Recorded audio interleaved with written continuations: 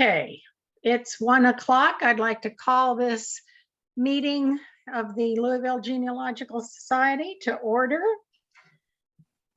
Donna, can we have the minutes from the last general membership meeting? Yes. President Jean Luer called the meeting to order at 1 p.m. Donna Brewster read the minutes of the January 25th, 2022 meeting. Motion that the minutes of the January 25th, 2022 meeting be approved.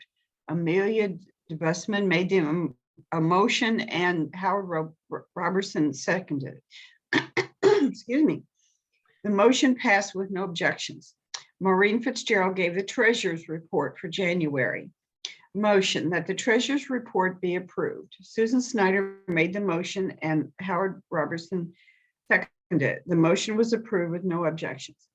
The programs and workshops will continue to be on Zoom through May. The board will reevaluate the programs at the next board meeting on March the 8th. Donna Brewster has agreed to be the librarian and Penny Weller will be the assistant librarian. Carol Baldwin has also volunteered to help. There is some work to be done before the library is ready to welcome researchers again. There is now a quarterly committee. Bill and Susan Snyder will work on formatting and putting out the final product. Amy Wasatsky and Nancy Robertson will do the proofreading. One more person is needed to help get the word out and encourage people to send in their articles. Because people have stepped up, we will be able to continue to publish our quarterly, which is so important for our society.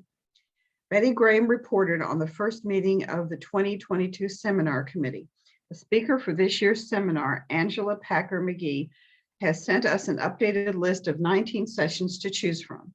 These will be whittled down to 4. The committee is still discussing the choices for the 2020 speaker. Oops, forgot to. 23. I forgot to the last part of it. We will need a sergeant at arms and 2 people to help with the audit. Please get in touch with Jean if you are interested.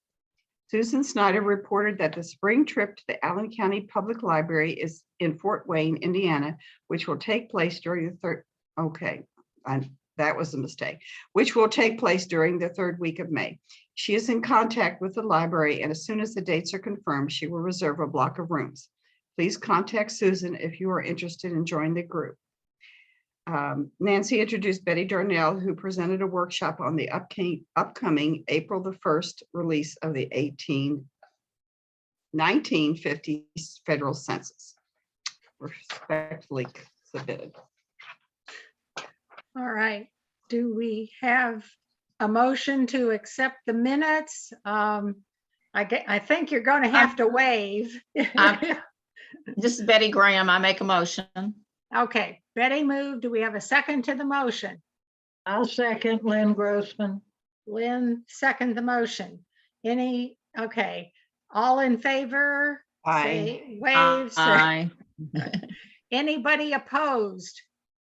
All right, motion carried. All right, Maureen, treasurer's report. And do you have a figure on how many members we have by now? Hi, this is the treasurer's report for February 2022. Our income was $230. Our expenses were $486.50. Our checking account balance as of February 22nd, 2022 was $17,620.52. Our membership at the close of February was 193, but I checked today and it's 217. Aha. And this report was approved by the board on March 8th, 2022. Okay, so no motion to approve is necessary there. All right, I still need volunteers, but I am so happy to report that I have gotten some volunteers almost without even searching for them. Penny Weller has agreed to be historian, and I just learned today that Carol Whitledge is going to be an assistant seminar chair for the rest of this year and is willing to move into seminar chair for next year. And that's a really big job, and boy, am I glad to get that one in. We do still need somebody who would like to help Susan Snyder with the travel arrangements. Contact Susan. And we still technically need a sergeant at arms.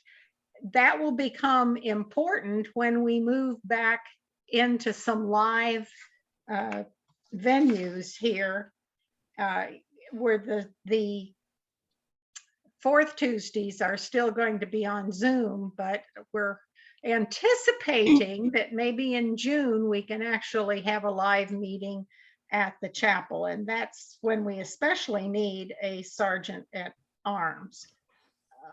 But I did that. And I still need 2 or 3 people who are willing to do an audit of the financial records from 2021. Please, Jean? somebody volunteer. Yes.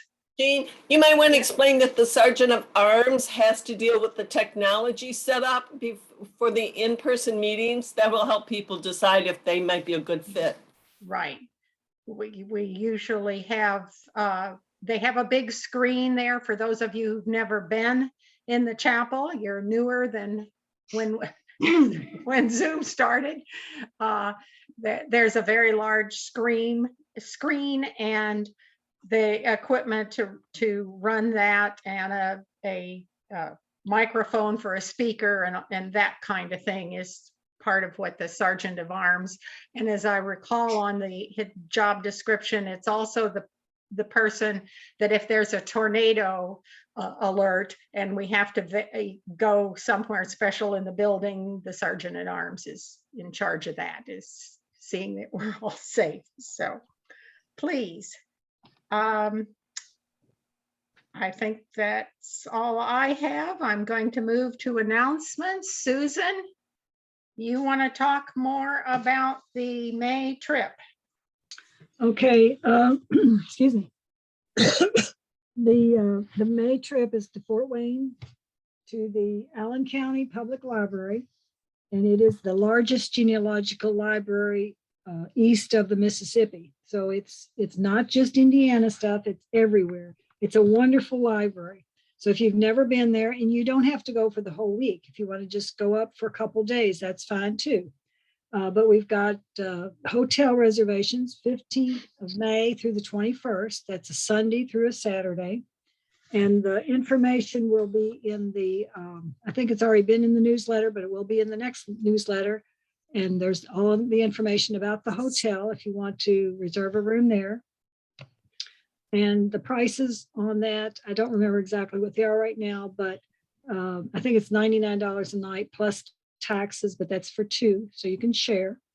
And also we have dates for the Salt Lake trip right now. That's 4th September through the 11th. They were pretty booked as far as conventions, so we couldn't get our normal 3rd week of September, and they're pretty limited for October also. That's to Salt Lake, and if you've not gone to that, you can contact me, or if you want names of someone else who has gone, I can supply those to you. We're working on the hotel right now. I've talked to them. We've got arrangements. I'm just waiting for the contract to come so I can sign that. So the hotel that we're using is the Plaza again, and it's right next door to the library. So there's no transportation issues there. So if you have any questions or you want more information, and if you do decide to go, please let me know when you make a reservation at the hotel so I can keep track of our rooms. Thank you. And the other thing I might mention is that some of it, because it's less expensive per person, if you buddy up with somebody, Susan can sometimes help you, if she knows of somebody else, or if you, want to buddy up with somebody, you can do that. And that helps with the expense for these trips. Yeah, sometimes, people usually tell me I'd like to have a roommate, or I don't want a roommate. That way I can pass your name on, and then it's up to the 2 of you to get together and see if you're a good fit. Okay. All right. I think that's it. Lynn, do you want to talk about the upcoming programs and then introduce our speaker? Yes, ma'am. Our upcoming programs are Tuesday, April 12th at our normal 1 o'clock time. Resting in Peace at Cave Hill will be presented by Brian Bush. This is a Zoom program, and you'll find the link on our website, which is kylgs.org.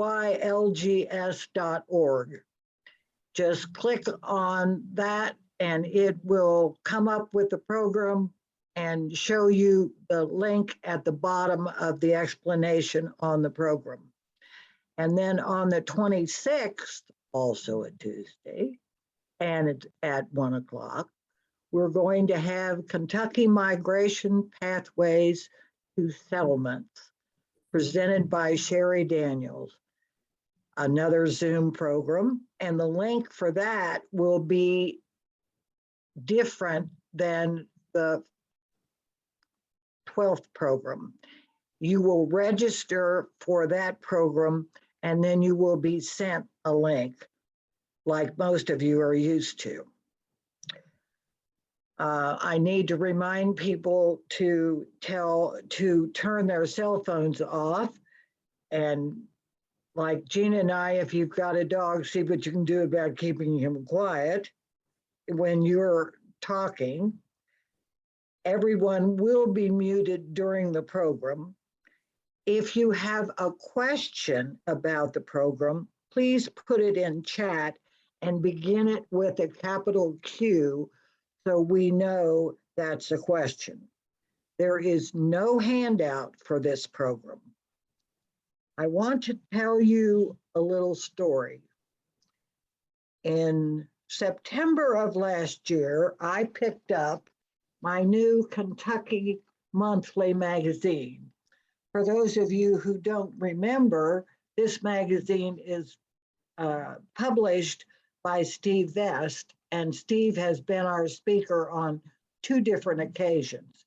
It's a very interesting magazine, and it happened in August to have a very interesting subject. And when I read the story, fortunately, it gave me the author's name. I was able to contact Dr. Ray and arrange for him to set up a program. He didn't have one at the moment, but he does now. And he is going to present it. He made a PowerPoint.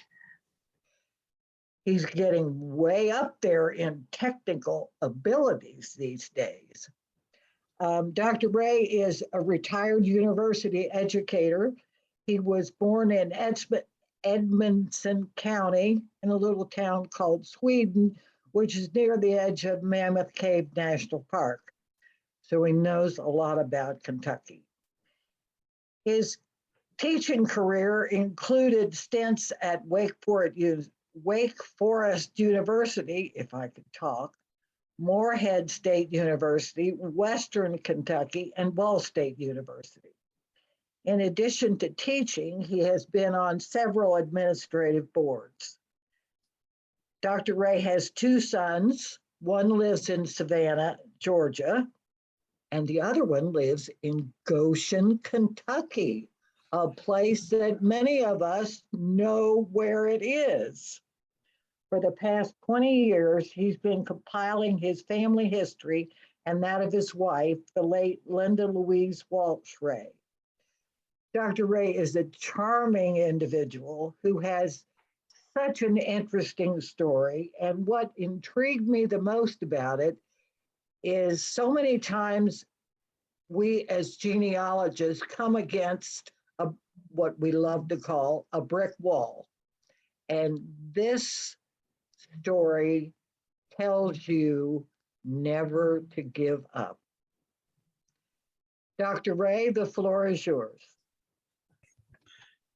Well, I'm going to tell you a story today, particularly because this is Women's Month, about a remarkable woman that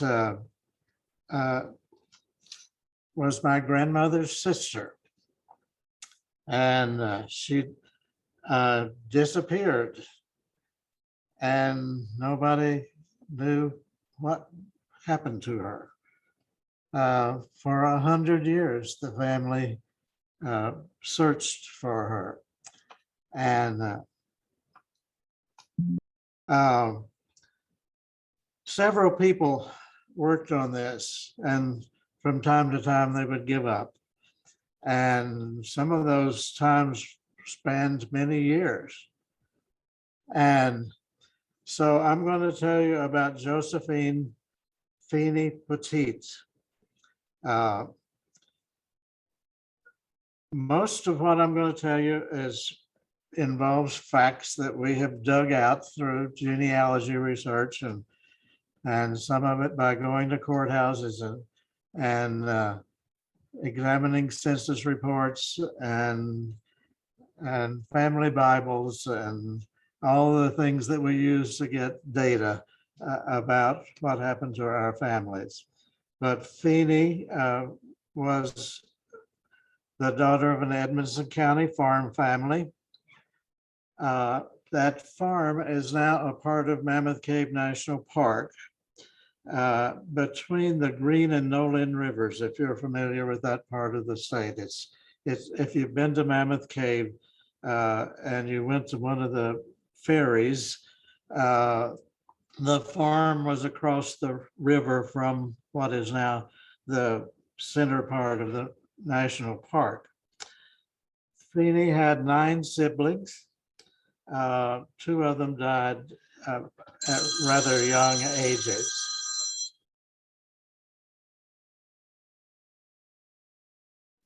I know you told me to mute my phone, but the muting on my phone doesn't work, so I will take care of that. It's important to note that the family worshiped at the Temple Hill Baptist Church on Houchins Ferry Road. The church was demolished when the national park was formed, but the cemetery is still there. And the national park maintains the cemetery, and many of my ancestors are buried in that. I'll give you a little information about Feeney's background. She was born in 1888. As I mentioned, one of 10 children of William Poteet and Melissa Elmore Poteet. In 1907, the father died and left the mother and all of her children except 2 on the family farm. Then in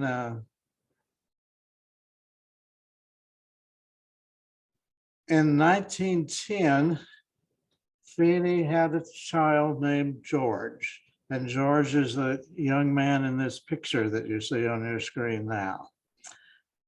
And then in 1912, she had a second child, and that was Lois.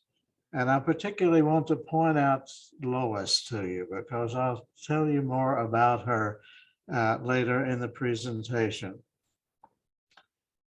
In spite of all the difficulties that the family had, there was still more. In 1913, the mother died and left on the family farm Feeney and 4 or 5 of her younger siblings. My grandmother was the oldest child in this family, and she was already married and living elsewhere in Edmonson County. A lot happened to Feeney after her mother died, and she had these 3 children. And she not only was scorned by the community, but she was also scorned by the family. And we've learned much of this as the years have gone by. That Temple Hill Baptist Church that I mentioned held a trial for Feeney. And we always called it churching. I don't know what term you are used to using for this process, but I didn't know about this until a book came out by Norman Warnell, and he described Feeney's situation because he had examined the minutes of that church for all the years that it was in existence. And so he described what these trials were like. They would tell the member of the church that they had to appear before the church, confess their sins, promise never to do it again, and etc. Well, Feeney said, no, thank you. She was not willing to accept their conditions. And so that led to the fact that she eventually left Kentucky. But before she left, she had a third child named Lizzie. And then she left Edmonson County and went to Missouri with a man named Williams.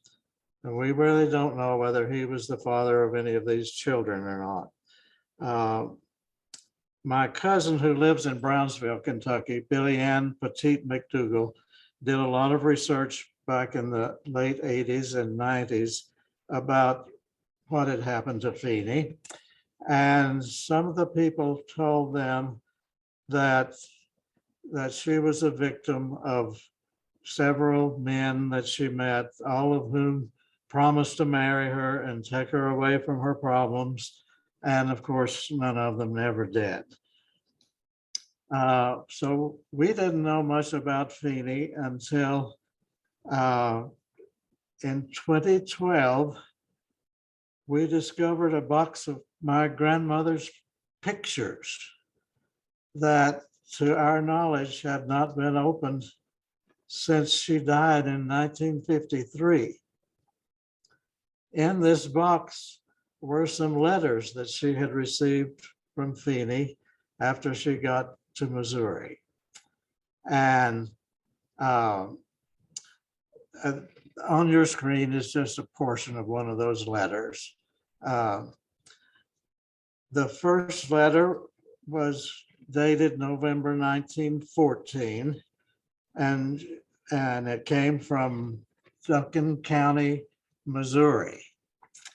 And she announced that she had married, and that she married a man named Finis Shadrick.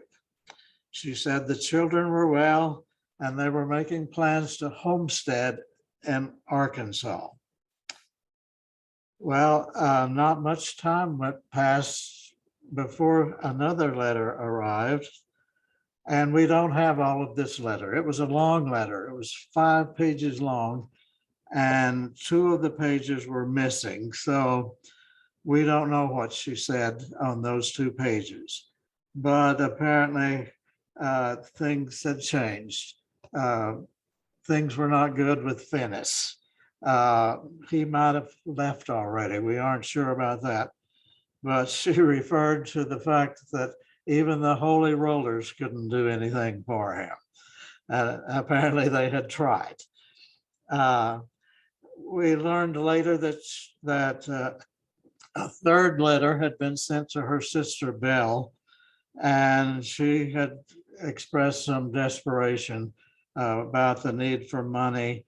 And Belle sent a check to her, but that check was never cashed. So that's a part of the story that we don't really know.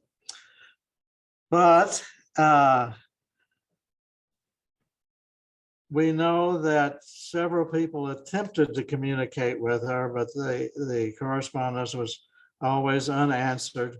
The story that we were always told was that Aunt Feeney disappeared and we don't know what happened to her.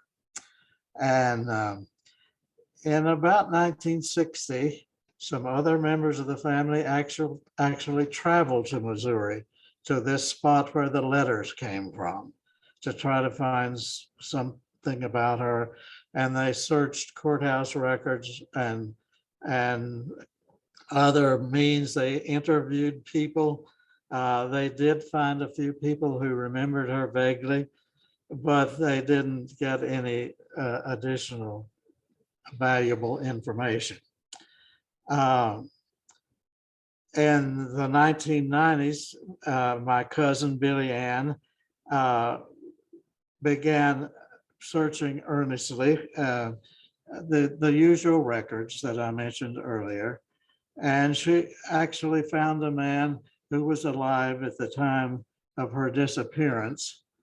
And he remembered that the Williams man had come back to Edmonson County, and that he said the last time he saw Feeney, she was sitting on the bank of a river with those 3 children. Now, one of those children was an infant at the time she went to Missouri, a few months old. So that went along until 2012. And at that point, I started working on this. And I did find a birth record for Lizzie. And I found a Missouri marriage record for Phyllis, except she had used a pseudonym. She had given her name as Thena Williams.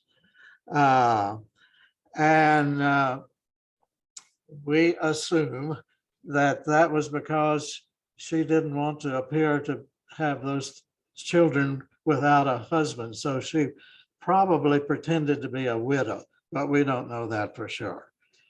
But anyway, I did a DNA test in 2012, and I'm the great nephew that's mentioned on the screen. And that test revealed a match with a woman in Texas. Her name was Linda Wells Bell. And the moment I saw that she was related to me in such a close fashion, I immediately thought she was in the same area where Aunt Feeney had written from. She was just across, she was in Texas, but just across the Arkansas border from Texas, in Texas. And so I thought immediately, she has something to do with Aunt Feeney, I'm sure. So we phoned and we emailed and we talked. And at some point, I asked this woman, is there anybody named George in your family? And she said, my father was George. And so that made us even more suspicious that that was the connection that we needed. The Bell, Linda and her husband, Ken Bell, made a trip to Edmonson County, and they met with the 3 living descendants of Aunt Feeney. We weren't really her descendants, but we were relatives. And we spent 2 or 3 days with them. We shared photos and what documents we had, and we took them to Mammoth Cave and showed them the spot where the family home had sat, and had a marvelous time getting to know each other and to share this information. And it was then that we learned that Feeney had died on June 6th in 1950, and she had died at a Missouri poor farm. They brought with them a copy of the death certificate. And it's miraculous that we were able to get this and to put things together. Her name was not correct. The last name Shadrick was correct, but they had written Feeney as though it were a T. And so they even said that the sex was male, and whoever heard them say Poteet as her father's name wrote it down as Keith. And so we assume that all of this came from the poor farm administrator. the medical information said that she died of tuberculosis and apparently had been attended for a short period of time, and that she was buried in the Poor Farm Cemetery. And from Find a Grave, I found that cemetery and realized that all the Poor Farm people were buried in unmarked graves in the back part of the cemetery. Linda had visited the daughter Lois in 1994. She was living in Arlington, Virginia at the time, and we learned a lot from a video that Linda conducted. She conducted an oral history kind of question and answer session with her, and she recorded it, and I still have this video recording, but we learned a lot from that about what had happened. We learned that Lizzie died either soon before or soon after Josephine's death, that George and Lois were separated when they were adopted. They never saw each other again for 10 or 15 years, but finally got together again. George was adopted by a Wells family, and Linda was adopted by a Davis family. And that George had worked for the Corps of Engineers up until World War II, and that Lois married a Church of God minister and spent all of her working life as a missionary in Africa until she retired about 1990, and she had 3 children during that time. Now, I call this a reunion, but I realized just this morning I shouldn't have used that word, because it wasn't a reunion, it was a union, because we had never seen each other before. But anyway, some of the things that we discovered from that was about George's career with the Corps of Engineers and his World War II service, and the retirement of Lois and her husband, and that death certificate that I showed you. And it confirmed the burial place. We still, of course, will not be able to identify the specific grave that is hers, but it's Gregory Cemetery in Dunklin County, Missouri, in the Poor Farm section of that. Now, other things that we learned from what Lois said in the video was that Josephine had walked with her 3 children to the Poor Farm after her husband abandoned them, apparently. George's adopted family had 12 girls, and they wanted a boy to work on the farm. And apparently now Lois learned all of this from her research in attempting to find her mother. She interviewed people who knew tidbits of information about the situation. Lois's Davis family was childless, and so they wanted a child. So they took Lois. Lois said that somebody told her that the mother said they came to get a boy, but she looked at Lois and said that little girl needs a mother. So they took her instead. Lois's 3 children were all born in the US, and then the church would send her back for the birth of her children, and then they'd all go back to Africa. And they did that 3 times during the years that they were there. And Lois's husband was a school administrator in a school that was sponsored by the church. And he had other ministerial duties, I think. Lois, all of those years that she was searching for her mother, searched for a woman named Keith, are they spelled it several different ways. And the records people in Missouri apparently helped her a great deal. They're the ones who discovered that death certificate. But of course, they didn't have the correct name. So other things that I would add is that George died in 1973 and that Lois died in 2004. She never knew her mother's real name before she died. But I wanted to show you Lois and her family. This was a picture that they made, I think, at about the time that Lois and her husband retired. These are all of her children and grandchildren. I think it's rather marvelous to know what good came from this woman who was scorned by her family and scorned by the community and scorned by the church. Through all of her troubles, she found a way to get her children away from that.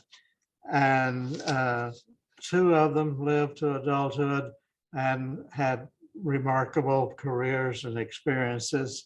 And that's the story of Josephine Poteet.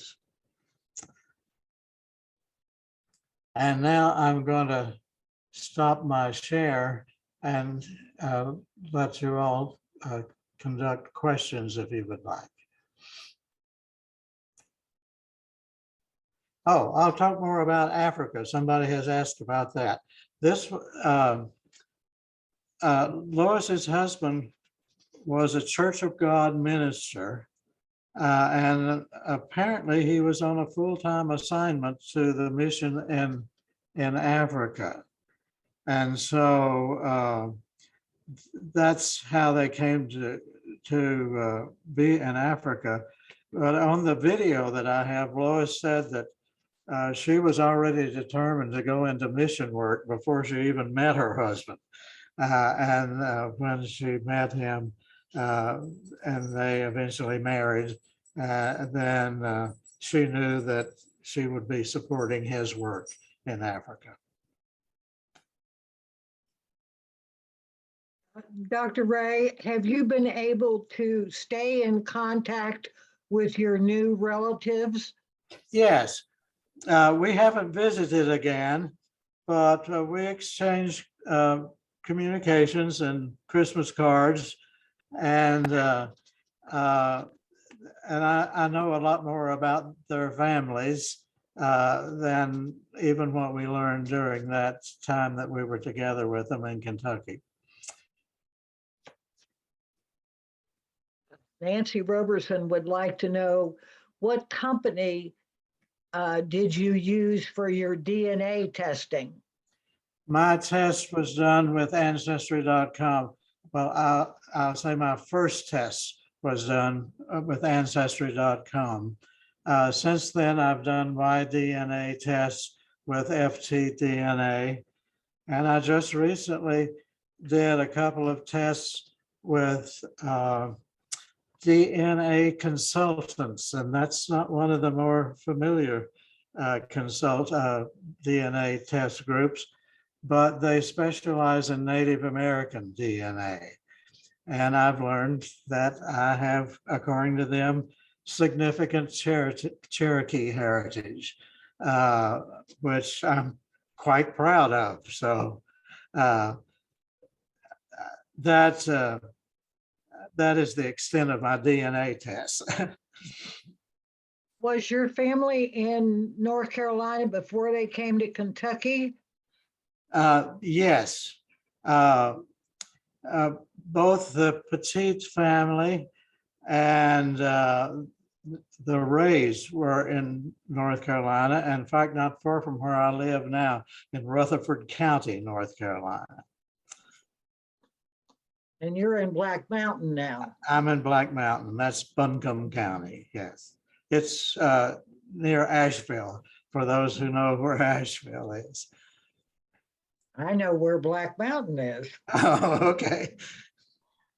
Donna Brewster has asked, was there any attempt to find Dennis Shadrack? She said that she knew that he wasn't the father of the children or didn't know, but it would be interesting to know if there was any further details. About the fathers of the children, is that the question? About Finis Shadrack. Finis. Yes, okay. Oh, I have made many attempts to find out about him, but I have not been successful. He's another brick wall.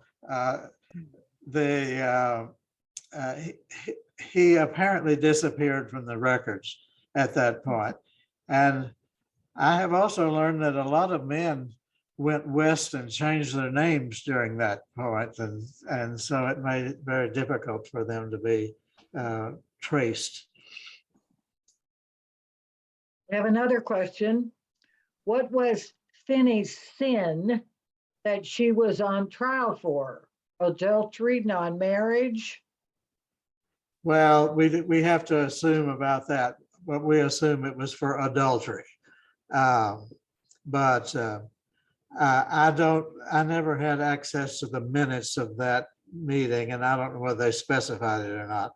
They were not terribly forthcoming in their charges against people. It was more or less, you know what you've done wrong and why you're here. Oh dear, I just did the wrong thing. You want me to take it? The next question. Yes, please. Carol Whitledge would like to know, such a very interesting story, Dr. Ray, but any DNA testing for Lois or George descendants to link to any parent? No, there has not been anything to connect to their parents.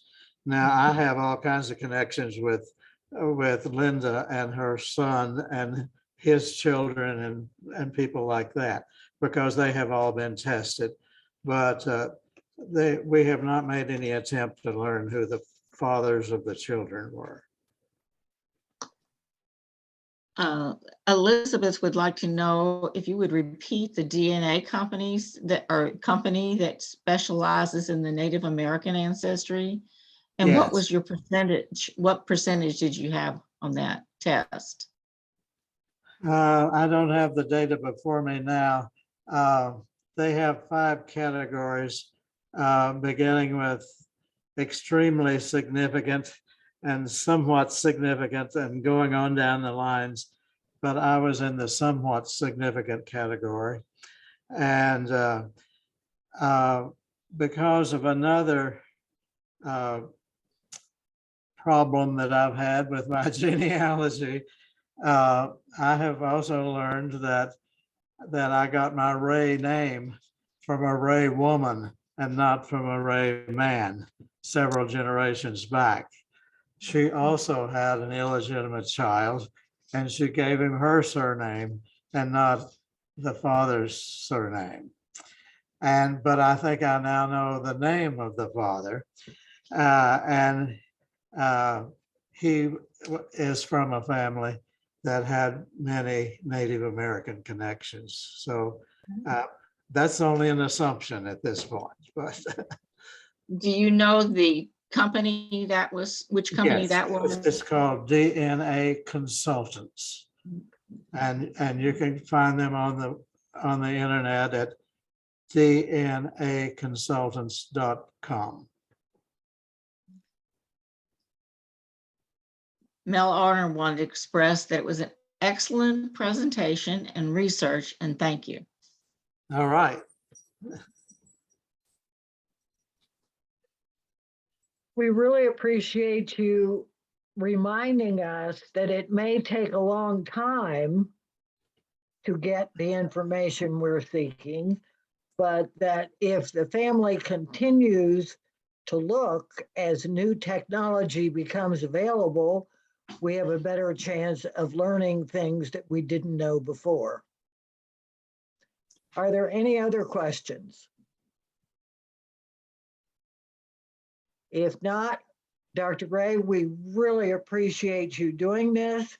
It has been a real pleasure to spend some time with you. Now that we've spent so much time on emails, we actually got to see one another thanks to Zoom. And hopefully the next time you come to Kentucky to visit your son, you'll be here during a week when we have a meeting, and you can come to one of our meetings and meet us in person.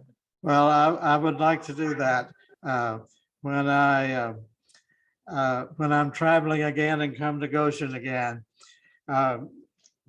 Right now, I have a sciatic nerve problem, which is limiting my mobility.